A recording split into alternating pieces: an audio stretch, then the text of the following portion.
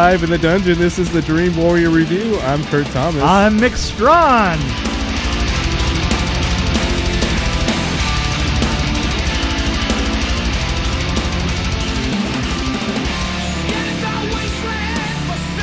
So, I just got back from the theater. Did you? So did I. Guess what I saw? I saw Jumanji, The Next Level. You know what? It was the same thing that I saw. It was. That's amazing. We should talk about it. Yes, we should. You know what? I had a little man just flew in a plane. He said something about Dr. What's his name? Yes. Right. So why don't you give us Bravestone? Why don't you give us a Kurt Nopsis? A group of kids get sucked into a game again and go to the jungle. And a couple additional characters sneak in somehow. And they get into all kinds of trouble. And who knows what happens. Whack, whack, whack, whack, whack. I want to say that overall, this was an awful lot like the first one, first of all. And, yes. And it was sort of like the first one without the charm. This was, to me, it felt really forced. Like, oh, did it feel forced? I mean, this one was like, you know, what happens after you've been sitting on the toilet for 45 minutes and then things start to happen. See what I'm saying? Yes. Well, I'm wondering, do we feel that way because the first one was so fresh and different, or do we feel that way because this just tried to be like the first one but tried to improve on the comedy? Well, you know how the second one, these days, the second one has to be bigger, right? You know, it's the new part of the formula. You know, the second one just has to be a huge, you know, everything is completely over the top. And the problem is that there was just a certain amount of over the topness to the first one, or actually to the second one. And I'm not 100% sure. They tried to tell the same. They felt like everybody had forgotten in 2 years what Jumanji was about, and they had to retell the story. Right. So the beginning of it seemed to be just like we were just retelling how Jumanji works. Yes. I'm not sure that we needed that. Well, I noticed this go around. I don't know if it was just the time I went, maybe, but well, no, I went pretty late at night. I'm trying to think of when I went. No, I didn't go that late. I went around dinner time, I guess. But I noticed a lot of kids in the theater. I think last time there weren't any kids in the theater at all. Yeah. So I'm wondering if they tried to make it more of a family movie with all the comedy, with all the slapsticky Danny DeVito and the I mean the jokes with Danny DeVito and Danny Glover. I thought a lot of them were really kind of, I don't know. I mean, it was like a 12-year-old. It's like the first Jumanji. A 10-year-old wrote the script. Basically. Yeah. But it had a great deal of charm. This one, particularly The Rock, the Dwayne Johnson's, the thing is that to tell the difference between people on this one, they did a thing with the voices that was different. Right? Well, I thought, okay. When I was seeing The Rock doing Danny DeVito, I actually thought to myself, this is the best Danny DeVito performance I've ever seen. Yeah. And I actually thought Kevin Hart did a good job doing Danny Glover too, actually. I mean, I actually didn't hate that, but I didn't like when the Danny Glover and the there's some scenes that I just thought were painfully hard to watch. But, well, you know what? Even my I went back. I actually have seen it twice, and the second time I saw it with my grandkids, and my 12-year-old granddaughter, who is a film critic par excellence. Oh, cool! She thought that there were many scenes that just didn't go anywhere.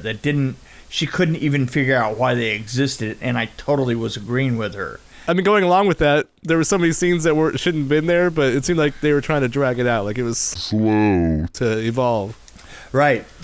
And then when it did, but it's like in the second half was better than the first half, but in the second half, they did some things that just made it confusing to try and figure out who was who.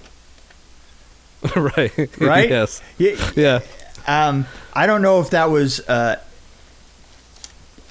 know how they wrote it into the script, but that was why people started to try and copy other people's voices. Right? Yeah. Well, okay. When what's her name? Aquafina was doing Danny DeVito. That was painful. Yeah. Oh man, that was hard. Oh, yeah.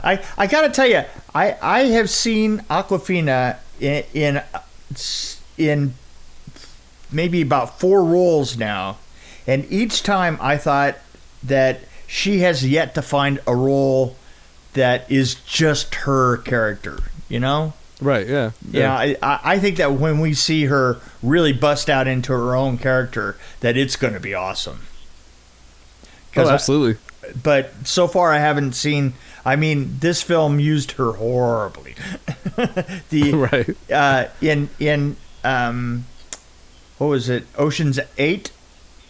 They used her horribly, you know? It was like... They say, oh...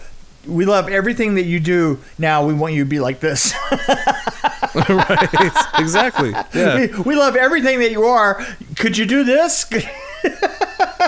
I feel like they gave Jack Black a lot of room, like, just do whatever the hell you want because you're crazy. You right. know what I mean? Exactly. Right. Yeah. Exactly. And her, I think that they need to give her room to really let her character fly. I think so. This wasn't that film though. There's a really good acting horse in this though. Let me tell you, he's gonna get an Academy Award. The horse was said, yeah. Yeah. Oh, I heard that. Yeah. Yeah. There you go. Did you feel if there was one scene that really I felt like I was punched in the stomach because there was a really bad cut? I don't know if you got this one. It's when they're in the dune buggy. Trying to pick up the 2 people. Get in. Get in. Oh, and instead of showing them jumping onto the car, it's like immediately cut to them in the car. And I'm like, right. Oh, what happened there? They had some real editing problems through that. But I felt my body actually jolt. You know what I mean? Like, what happened? Yeah. And for those of you out there, you might want to look at the whole buggy scene and think about the movie Airplane back in the day, when he's coming down the street and the bicycle gets hit in the background and stuff. It was right. that level of optical. Right. Yeah, I don't know. That whole scene was troublesome in a lot of ways. Yeah, no, there was a true very low believability quotient in any of that going on. I mean, really, really hard. You know. Yeah, I mean, this really should have been a cartoon. And let's contrast this for a moment. We were talking about, like, I was talking about how there was direct parallels. We were trying to tell the story, the exact same story again from the second one, right? And right. And this is the third one, by the way. This is the third Jumanji. So in the second one, is it really though? I mean, because like, yeah, these two do stand completely separate, not from the original. It's a third Jumanji movie, but this is really like kind of a reboot of it, I guess. In a way, 'cause it's, yeah. And by all means, the second one should be the first one. It should be considered the first one. It is an amazing film. Right. It is well done, but there was a biking... I mean, let's forget about the 1995 one, I think. Yeah, okay, I agree. For the sake of the rest of this discussion, I will call that the first one. The second one is the first one, and the third is the second. So now I'm confused. There's the 1995 one. It's gone. We're forgetting about that one. That doesn't even work. So now the Welcome to the Jungle... That makes sense. Welcome to the Jungle. That's the first one, right? And then the next level is the second one. Okay, got it. Right. Okay. The motorcycle chase, in the beginning of the first one, was duplicated with dune buggies in the second one. It was the same. Yes, yeah, it was the same exact force, right? And how much better that first one was than the second one, and yet the second one was 1,000 times larger, and yet it didn't feel real at all. Yes. Did you notice that Nick Jonas's character was basically exactly the same? Yeah, exactly. Exactly the same. Yeah. So, My Little Pony. Sorry. Just trying to get a visual out of my mind there. So, yeah. The funniest thing about this is I went back to the old one, to our old review of the Welcome to the Jungle. Oh, did you? And you gave it like 4.5 stars, and I gave it 4. So I think that I was pretty disappointed with this one because I think I'm really low. I'm like probably 2.5, just kind of average. Oh, me, I absolutely, honestly, there was very little about this that I liked. I mean, honestly, there was. I felt like it was good enough. Like, okay, it wasn't perfect. It wasn't the best, but I thought it was good enough. I was entertained by it. Like, I didn't hate it, but I don't know. And I kind of liked some of the Danny DeVito and the Danny Glover stuff. Just I liked them as actors, but the certain things they went a little too far with, like you said, with the voices. Yeah, you know what? I just the script was lame, but it wasn't about the script. It was about just like, okay, we're back in the game. Yeah, it did feel forced. So now I'm kind of talking myself out of a 2.5. I'm like, yeah, you know what? I'm sorry. I can't go over a 2 in good consciousness. I really can't. I loved the other one. I think I'm comfortable. Maybe I'll drop it down to 2.3. I think I've talked myself out of 2.3. But I'm being generous though. It's sometimes it's just when you get the words out, you go, you know what? Now that that's out in the air, it ain't right. I want to see Jumanji. This is what they should do for the next one. Of course, they already have the next one probably in the bag, but this is what they should do the next one. They should have The Rock and Jack Black as 75-year-olds, or maybe let's make it 85-year-olds, in a nursing home, and they get sucked into the game. There you go. Yeah, there. And they run into 2 old friends, maybe. You're leaving out the geriatric Jumanji. they could call it that. In fact, there's my title: Geriatric Jumanji. You're leaving out a beautiful redhead. She has to be there somewhere. Oh, of course. Of course.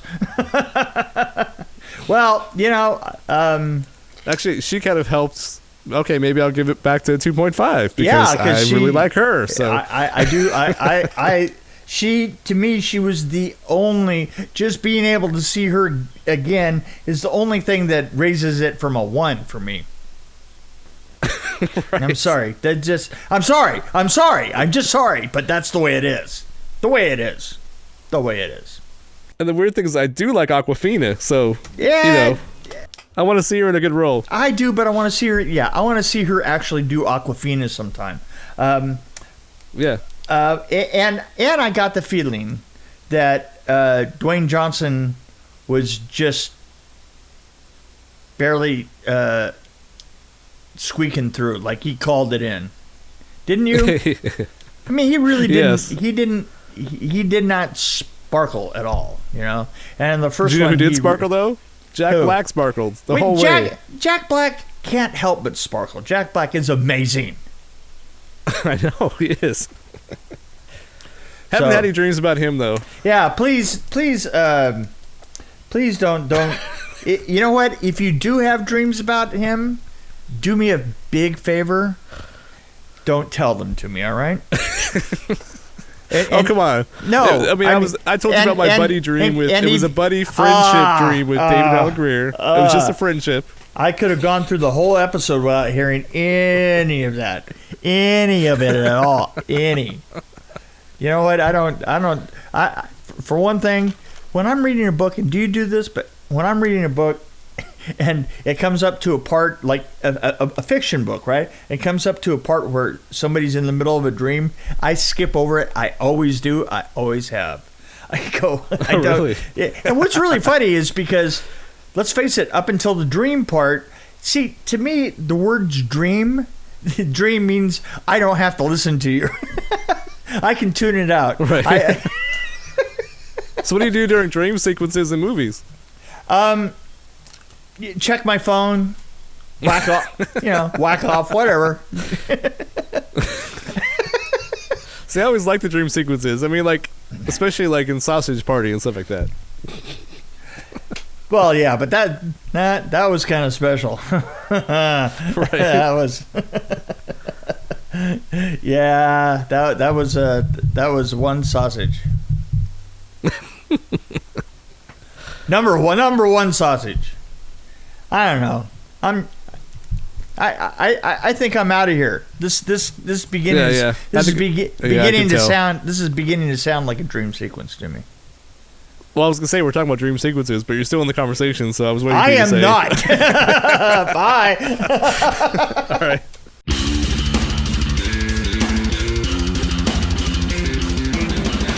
Thanks for joining us on the Dream Warrior Review podcast. Don't forget to tell your friends about us, follow us, and, of course, like us. We can be found on Podbean, which is an amazing app, YouTube, Stitcher, Alexa on any pod, iTunes, Google Play. We're on Twitter as well, at DW Review, and, of course, Facebook. You can find us there. You can also email us at dreamwarriorreview@gmail.com.